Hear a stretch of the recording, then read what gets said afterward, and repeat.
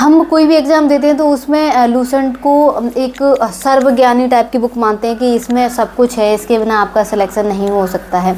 तो उसके बिना आप इस बुक को आपको पढ़ने का कोई भी मतलब नहीं है, ना ही इसका कोई आपको चीज़ें याद रहने वाली हैं। हे एवरीवन, गुड मॉर्निंग, मैं हूँ सब इंस्पेक्टर साधना।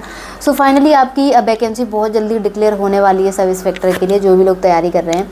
तो मैंने सोचा कि आप लोगों को तो एक्टिव होना ही है, उसके साथ मैं भी एक्टिव हो जाती हूँ, क्योंकि मुझे आप लोगों की हेल्प करनी है। और यदि आप में से 2 लोग भी मेरे से इंस्पायर होके, मेरे से मोटिवेट होके यदि 2 लोग भी सिलेक्ट हो जाते तो मैं इसको अपनी बहुत बड़ी उपलब्धि मानूंगी। और जिस तरीके से लड़कियां मुझे मैसेज करती हैं कि मैम हमें भी बनना है आपके जैसा और हम भी बनना चाहते हैं, तो मुझे बहुत अच्छा लगता है, मुझे बहुत खुशी मिलती है कि लड़कियां मोटिवेट हो रही हैं। और उनमें से मतलब कि 20% लड़कियां भी मोटिवेट हो रही हैं, उनमें से अगर 5% भी लड़कियां बन जाती हैं, कुछ करती हैं, आगे बढ़ने का प्रयास करती हैं, तो ये मेरे लिए बहुत बड़ी उपलब्धि है।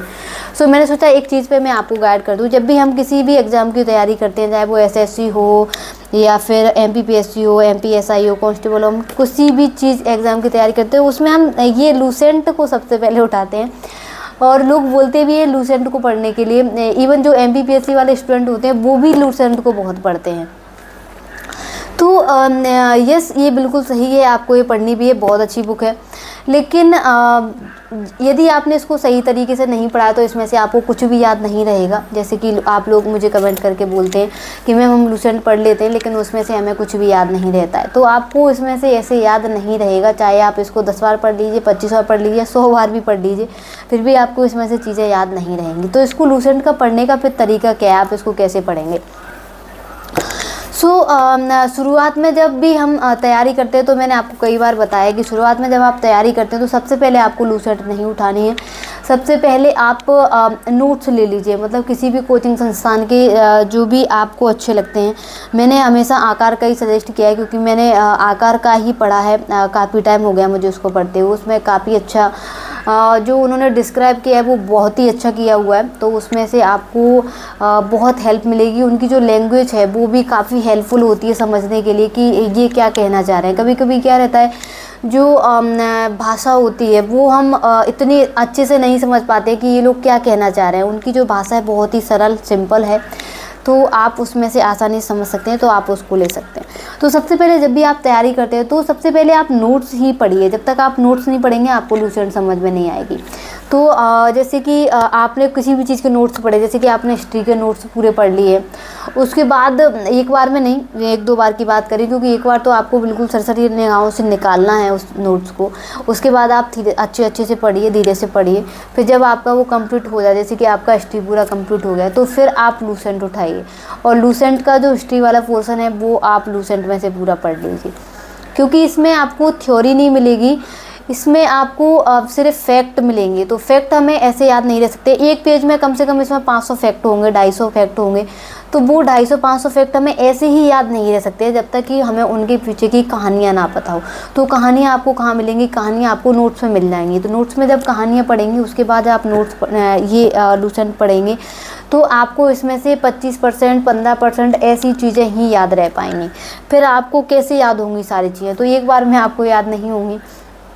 जब भी आप अपने नोट्स पढ़ लें उसके बाद आप लूसेंट उठा करके पढ़िए, तो आपको फैक्ट वहाँ ज़्यादा याद होते चले जाएंगे। और जितनी बार आप इस बुक को पढ़ेंगे उतनी बार आपको फैक्ट भी याद होते चले जाएंगे। ये तरीका मेरा था पढ़ने का, जो मैं बताती हूँ, क्योंकि बाकी लोग कैसे पढ़ते हैं मुझे नहीं पता है। वो शुरुआत में ही लूसेंट रटने लगते हैं कि मुझे नहीं पता। मुझे लूसेंट में इतना कुछ याद है कि मुझे था, अभी नहीं है क्योंकि अभी काफ़ी टाइम हो गया, मैंने बंद कर दी है। तो मैं पेज पे भी बता सकती थी कि इस वाले पेज पे ये लेफ़्ट वाले पेज पे मिलेगा या राइट वाले पेज पे मिलेगा। कोई भी फैक्ट आप मुझे बोलेंगे तो मैं आपको ये बता दूंगी ये लेफ़्ट वाले पेज पे मिलेगा या राइट वाले पेज पे मिलेगा। मुझे इतने अच्छे से लूसेंट याद थी, तो वो मुझे ऐसे ही याद नहीं हुई थी। मैंने 1 साल दिया था अपनी पढ़ाई को, उसके बाद ही मेरा सिलेक्शन हुआ था। तो ऐसे आपको याद होगा। आप सबसे पहले नोट्स पढ़िए, उसके बाद लूसेंट पढ़िए, ठीक है। लूसेंट पूरी हो जाए, फिर जो मैंने आपके एक ऑब्जेक्टिव सजेस्ट की थी, जो आपने पुराने वीडियो जो देखे हैं तो अच्छा है, नहीं देखे आपने तो मुझे आप कमेंट करके बता देना, तो मैं आप उस बुक को द्वारा भी आपके साथ शेयर कर दूँगी। तो फिर आपको लूसेंट पढ़नी है, ऑब्जेक्टिव वाले लूसेंट पढ़नी है। जब आप तीनों चीज़ें मिला करके एक साथ में पढ़ेंगे तो आपके जो फैक्ट हैं वो आपके दिमाग में बहुत ज़्यादा रहने वाले हैं और काफ़ी लॉन्ग टाइम तक आपको याद रहेंगे।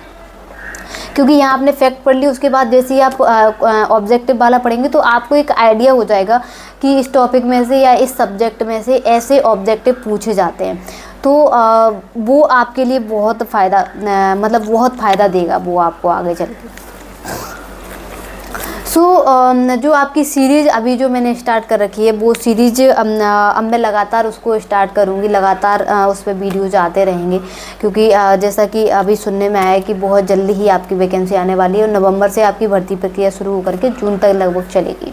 तो इसके लिए भी मैंने आपको एक वीडियो डाल दिया है, तो वो आप देख लीजिए कि क्या क्या चेंजेस हुए हैं और क्या क्या चेंजेस नहीं हुए हैं, कि बाकी सब पुराना ही है।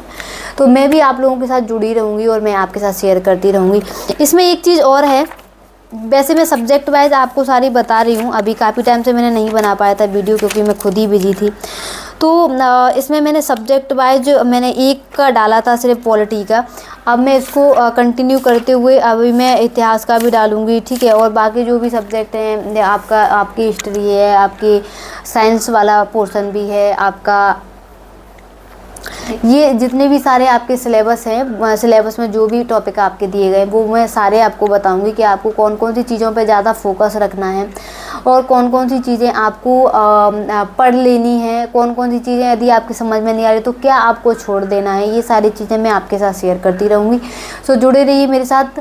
आपका सिलेक्शन बहुत टाइम नहीं मांगता है, ये सीरियसली मैं आपको सच बता दूँ। यदि आपने 8 महीने बहुत अच्छे से तैयारी की है, आपका श्योर सिलेक्शन हो जाएगा, मेरी गारंटी है।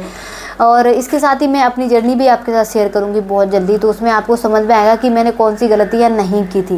क्योंकि आजकल देखने में ये आ रहा है कि जितना ज़्यादा हमें चीज़ें सुलभ होती चली जा रही, उतना ही वो हमारे लिए नुकसानदेह साबित भी हो रही हैं। तो कैसे उन चीज़ों से बच करके आपको निकलना है और कैसे अपनी पढ़ाई पर फोकस करना है, ये सारी चीज़ें मैं आपके साथ शेयर करती रहूँगी। और मेरा एक्सपीरियंस बहुत ही शानदार था, एग्ज़ाम देने से लेकर के एग्ज़ाम निकालने तक, तैयारी करने से लेकर के। तो ये भी मैं आप लोगों के साथ शेयर करूँगी। बहुत ही इंस्पायरिंग स्टोरी है मेरी, कुछ लोगों ने जिन्होंने सुनी होगी उनको पता भी होगा। सो जुड़े रहिए मेरे साथ। Thank you so much.